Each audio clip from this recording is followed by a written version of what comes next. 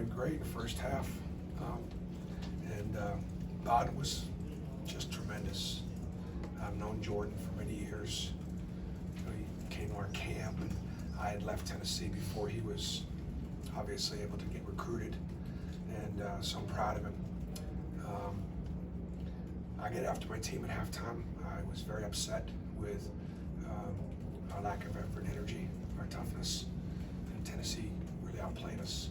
I thought that in the second half, you know, from the very beginning, we got a 5-second count, and that sort of, you know, got us going. I thought Anthony McLemore coming in defensively picked us up with tremendous effort and energy, scored some big baskets. You know, just one of the things I talked to the team about is we need more. We need a little more balance. You know, what makes Auburn basketball, what it's been over the last several years, it's not one guy or two, it's a whole team. And we were getting too many guys that just weren't contributing. And I guess just finally, obviously, in the second half, the way Samir Dowdy and Javon McCormick stepped up and played on both ends of the floor made the difference. You turn a team over 24 times, you have 18 steals. It tells you the kind of fight and the kind of character you have. You think the good defense in the second half led to better offense? Oh yeah, got us in transition and got the tempo of the game up, which we played better at. So I thought that was important. Bruce, what do you think about Jalen Williams and his minutes today? Again, I'm happy for Jalen. It's a coach's job to put players in positions to be successful. And we didn't think that early in the season that Jalen would be able to, was ready. But you can see a couple things. I'm so thrilled with how the bench reacts, because while Jalen wasn't playing, he's working in practice. He's putting in his time. He's handling the fact that he's not playing like a pro. Very, very unselfish. His family's staying patient. You gotta stay right and ready, and when your number's called. And so he had some big boy plays out there. He's got some big boy ability, and I'm very, very proud of Jalen for a lot of reasons.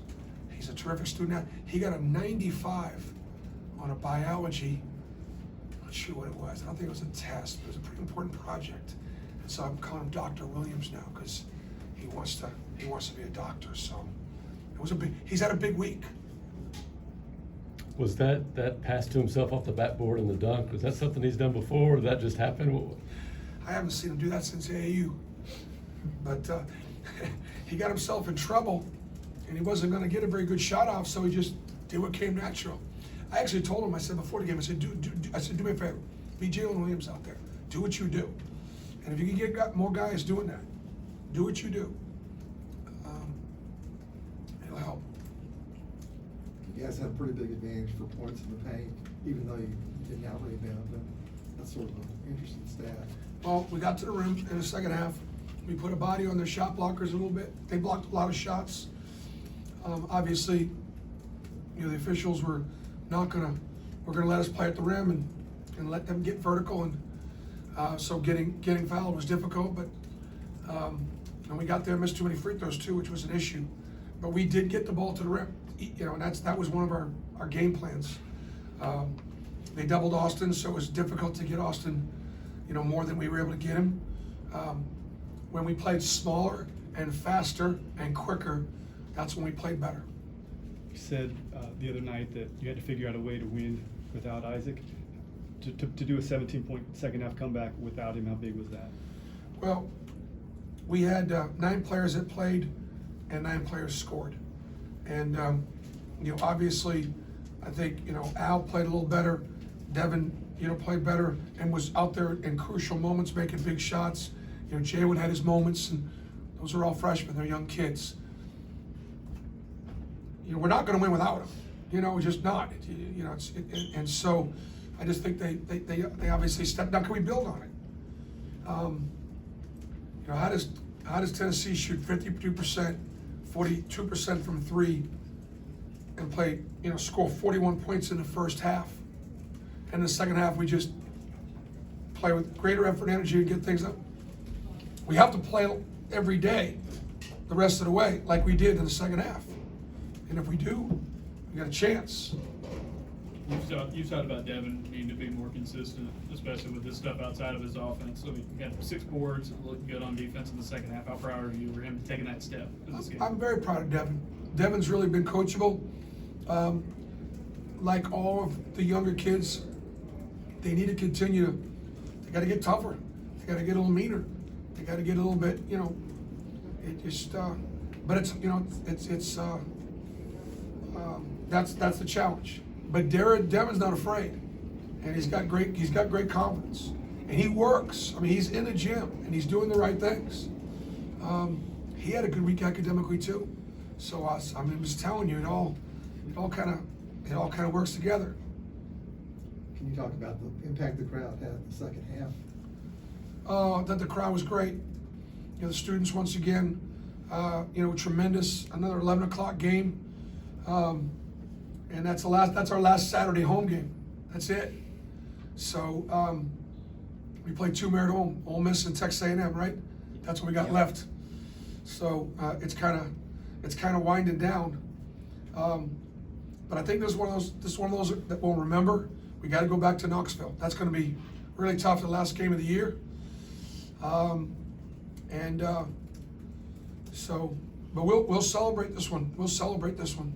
Having lost 2 in a row, I kind of felt like our backs were against the wall a little bit. Down 17. Adversity reveals character.